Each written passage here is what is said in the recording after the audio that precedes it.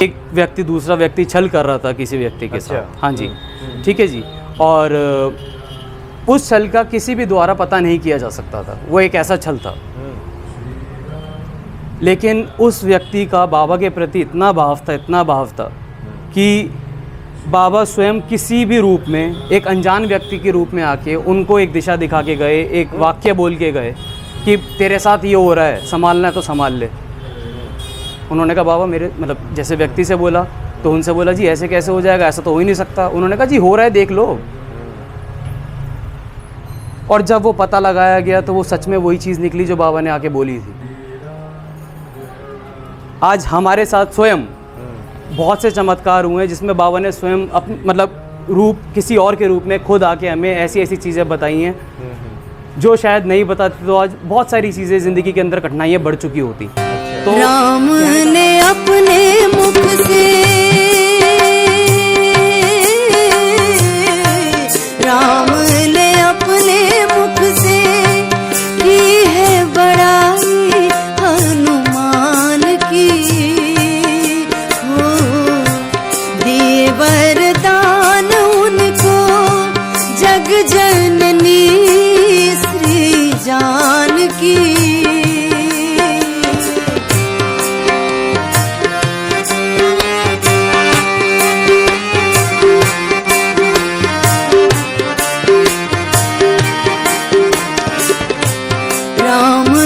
अपने मुख से की है बड़ाई हनुमान की। दिए वरदान उनको जग जननी श्री जानकी। हो सदियों से जग ने देखे हैं उनके चमत्कार। महाबली मारुति नंदन, महाबली मारुति नंदन। कथा राम की पूरी करने जग में लिए अवतार। महाबली मारुति नंदन, महाबली मारुति नंदन।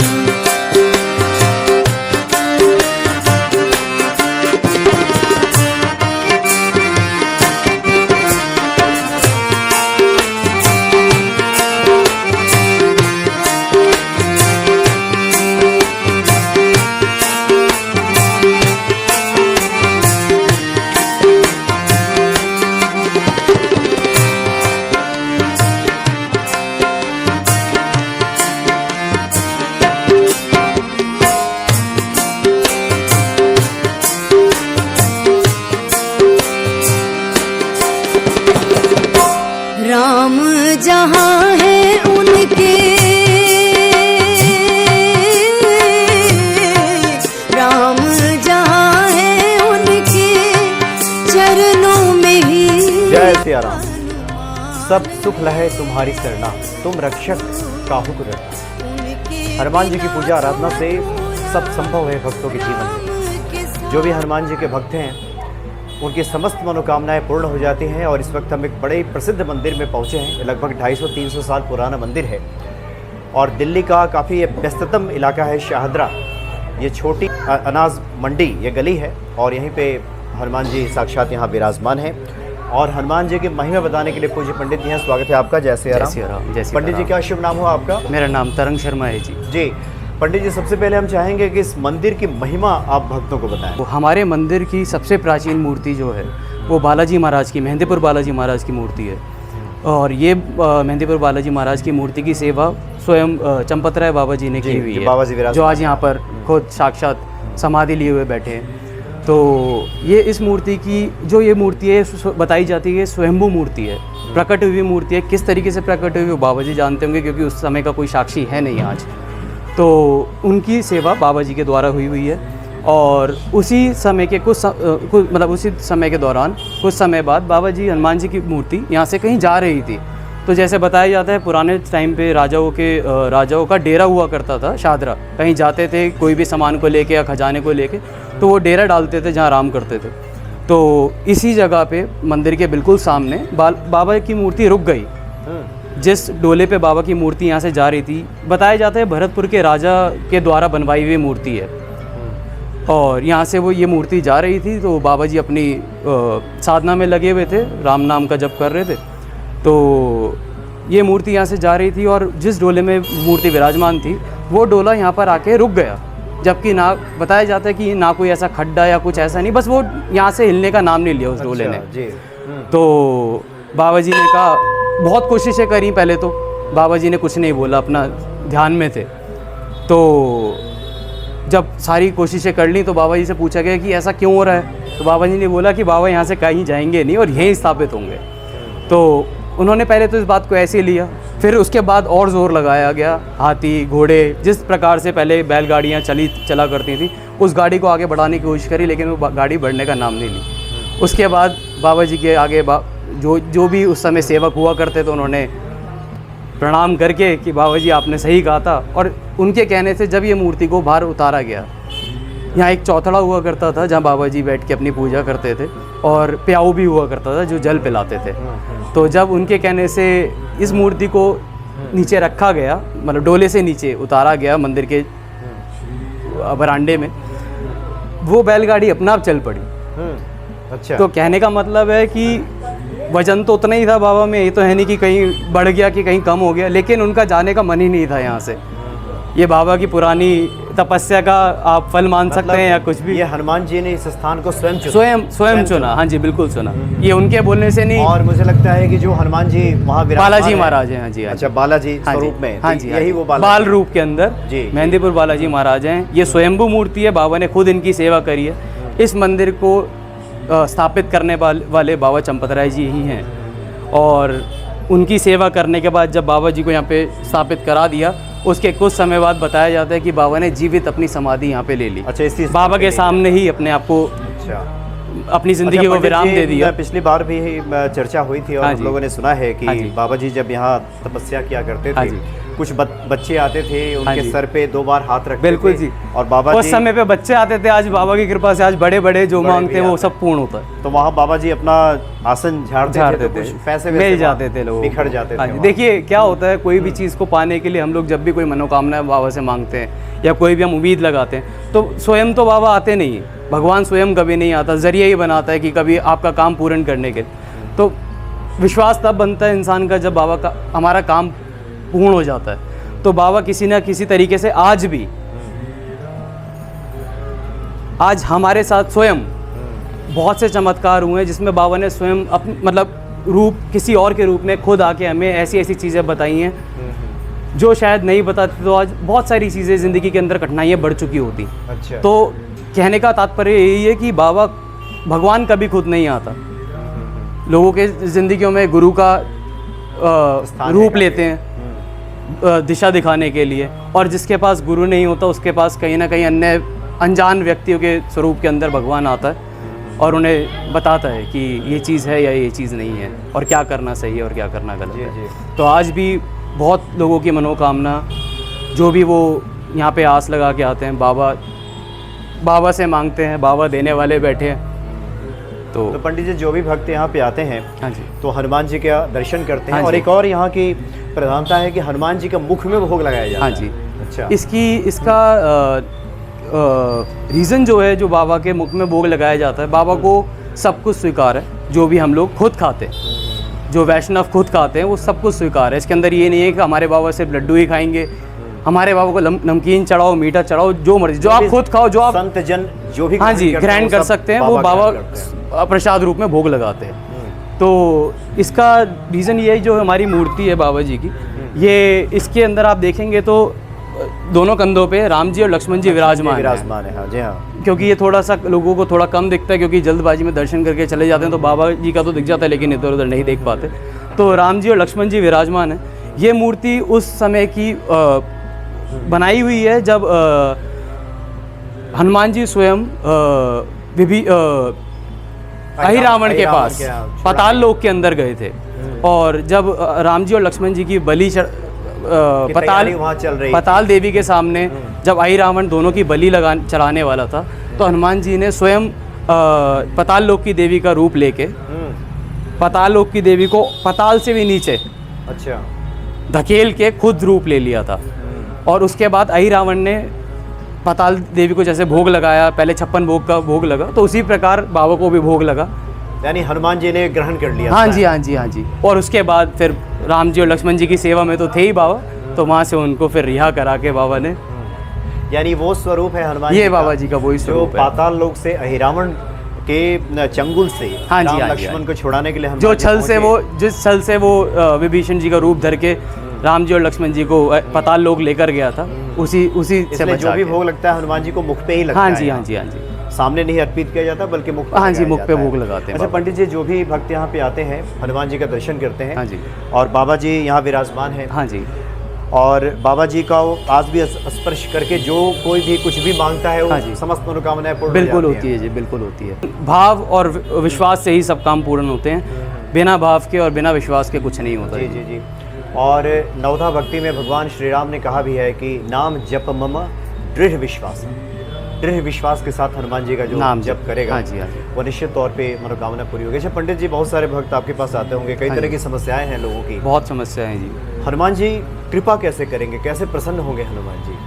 हनुमान जी को प्रसन्न करने के लिए ऐसा कोई भी उपाय, एकमात्र कोई उपाय नहीं है। कहते हैं जी ये हमारे सब, देखा जाए तो आज हम सब भगवानों के वंशज ही हैं, वही सृष्टि चलाने वाले हैं, वही हमें पैदा करने वाले हैं, उनकी शक्ति के बिना कुछ भी नहीं है। तो कहने का मतलब सिर्फ इतना सा है कि प्रसन्न करने के लिए सिर्फ आप उनके पास आ जाएंगे ना, जैसे बड़ों के पास एक छोटा, अपने घर में आप देखेंगे तो दादा के सामने जब पोता एक बार उस मिलने आ जाता है ना, तो वो अपना प्रसन्न हो जाते हैं। तो ऐसी कोई बात नहीं है, लेकिन हाँ, ऐसा जैसे हम अपना व्यवहार रखते हैं, जिस तरीके से हम लोगों से मिलने जाते हैं, भगवान से हम उनको फूल अर्पित करके, भोग लाके, कोई भी जो भी आपके इच्छा अनुसार आपसे जो बनता हो, जो भाव हो, उस प्रकार आप लाइए, बाबा को भोग लगवाइए। इस प्रकार आपकी भक्ति से बस आप एक बार भी राम का नाम, जैसे बाबा कहते हैं कि प्यार से बस एक बार राम का नाम ले लोगे तो वैसी तरह जाओगे। तो उसी प्रकार अगर आप भाव के साथ मंदिर के अंदर आएंगे, भी मंदिर के अंदर बस भाव के साथ आएंगे, और क्योंकि बहुत से लोग जो भाव लेकर आते हैं उनके आंखों से आंसू नहीं रुकते हैं। जब किसी से मिलने की आस होती है और उसको देख लिया जाता है तो आंसू नहीं रुकते हैं। तो उसी प्रकार। और काफ़ी मेरे भक्तों से भी बातें पिछली बार भी हुई थी। हाँ जी। तो बहुत सारे ऐसे भक्त हैं जो नियमित दर्शन करते हैं। हाँ जी, बिल्कुल करते हैं। और अपना सर्वस्व हनुमान जी पर सौंप देते हैं, अपना सारा कार्य, बिल्कुल। और उन सारे कार्यों को हनुमान जी संभाल लेते हैं। बिल्कुल जी।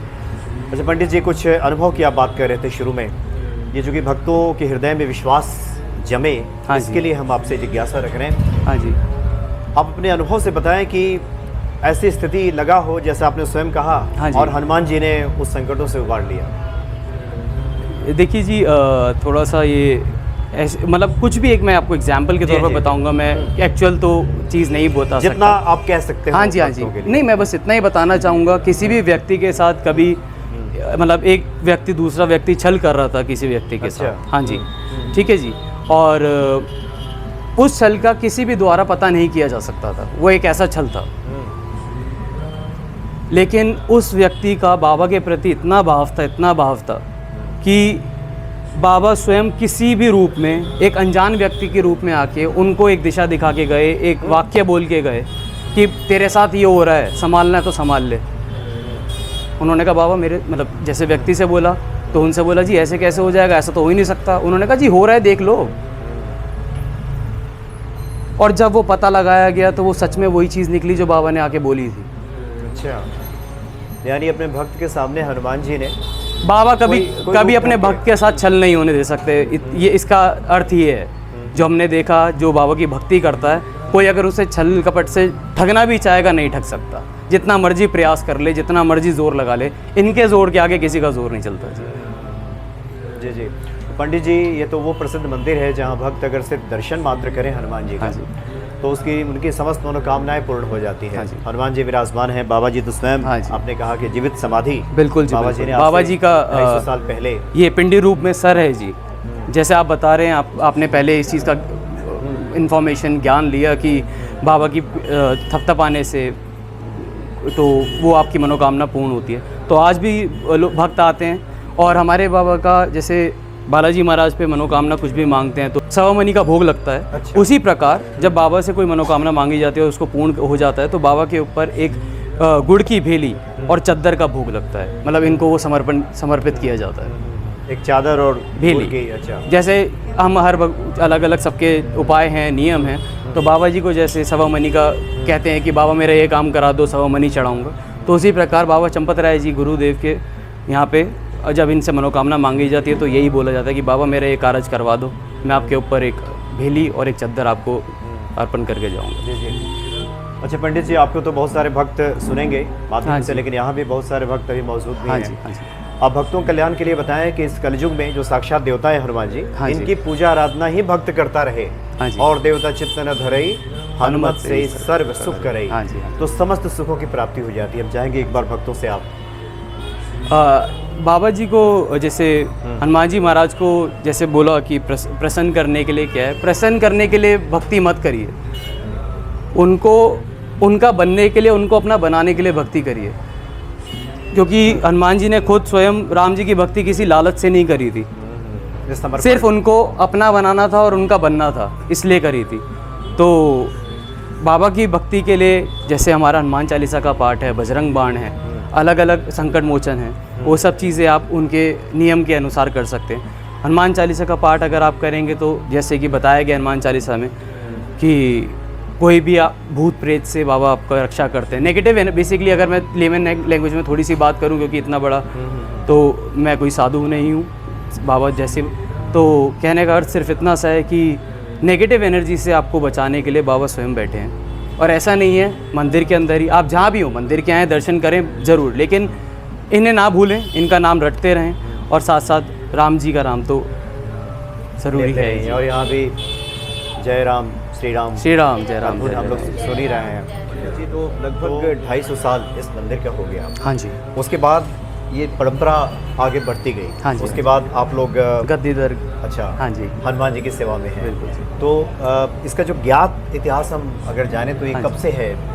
ये जी जैसे मैंने आपको बताया कि सबसे पहले जो इस मंदिर के सेवक हुए, जिन्होंने यहाँ इस मंदिर को स्थापित कराया, जो महंत जी हुए, वो स्वयं बाबा चंपत राय महाराज जी हैं।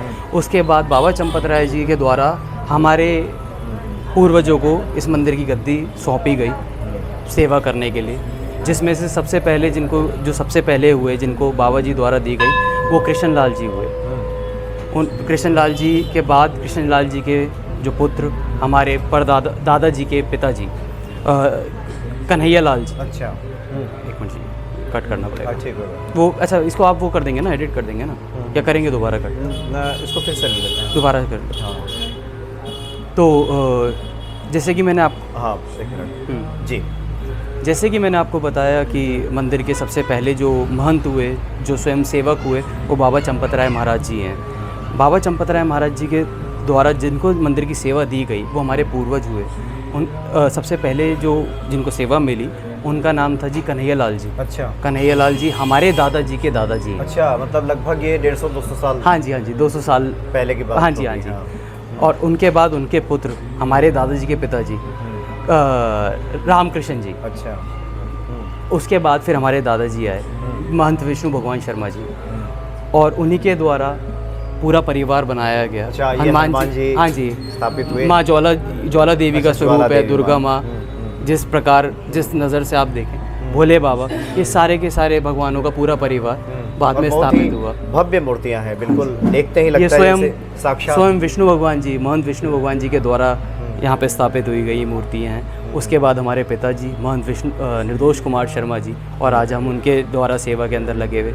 हम दो भाई, मेरा नाम तरंग शर्मा और छोटे भाई का नाम उमंग शर्मा। आप सभी हनुमान जी की सेवा में लगे हुए बिल्कुल जी, हैं। बिल्कुल। अच्छा पंडित जी, हमने देखा कि यहाँ कुछ विशेष तौर पे भी आरती का आयोजन किया गया था। हाँ जी, पहले पर्दा लगाया गया हाँ और जी। आरती हुई। यहाँ मंदिर के अंदर शुरुआत से ही गुप्त आरती है, पर्दे के अंदर आरती अच्छा, होती है, गुप्त पर्दे आरती के अंदर ही, होती है। क्योंकि भोग बाबा का लगता है सबके सामने लगता है, लेकिन जो आरती का भोग लगता है वो फिर पर्दे के अंदर होता है, इसलिए पट डाल के ही आरती होती है, सुबह की भी, शाम की भी, और शयन आरती भी। तीनों आरती, मंगला आरती, संध्या आरती और शयन आरती, तीनों की तीनों आरती गुप्त होती है। अच्छा, पट डाल के ही। गुप्त आरती। हाँ जी, हाँ जी, हाँ जी, शुरू से ही। जी जी जी।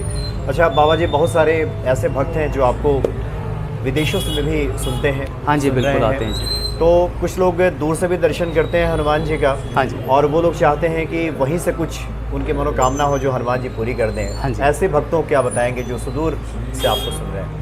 देखिए जी, जिस भी प्रकार का आपकी मनोकामना है बाबा की, आप अर्जी उठा के रख सकते हैं, लेकिन उस अर्जी के लिए कभी ना कभी किसी समय आपको बाबा के पास जिस भी मंदिर से आप मनोकामना मांगते हैं वहाँ दर्शन करने ज़रूर जाना होता है। तो आपका कोई भी मनोकामना है, आप बालाजी महाराज के दर्शन करिए, बालाजी महाराज का नाम लीजिए और उनके नाम की एक लाल कपड़े के अंदर 5 रुपए की सिक्के की अर्जी रख सकते हैं आप निकाल के। ये वो अर्जी है जो कोई भी व्यक्ति, कोई भी भक्त किसी भी कार्य के लिए लगा सकता है। वैसे सबके उपाय अलग अलग हैं, ऐसा नहीं है कि एक ही अर्जी सबके काम आती है, लेकिन इस अर्जी को आप करेंगे तो बाबा आपका काम ज़रूर बनाएंगे। एक छोटे लाल कपड़े के अंदर 5 रुपये का सिक्का रख के अपने मंदिर के अंदर बालाजी का नाम लीजिए और उसको वहाँ रख दीजिए और बालाजी महाराज से कहिए, बालाजी महाराज मेरा इस कार्य को पूर्ण करिए और मैं आपके दर्शन करने आऊँगा और साथ ही उस अर्जी को आपके पास आपके चरणों में चढ़ाने आऊँगा। तो बाबा बिल्कुल आपका और काम। जब भी मौका मिले, जो लोग बाहर के भी हैं, दिल्ली आए, तो कोशिश करें कि शाहदरा, ये छोटा अनाज मंडी कहते हैं ना, इसका नाम अनाज मंडी चौक के पास छोटा बाज़ार कहलाया जाता है।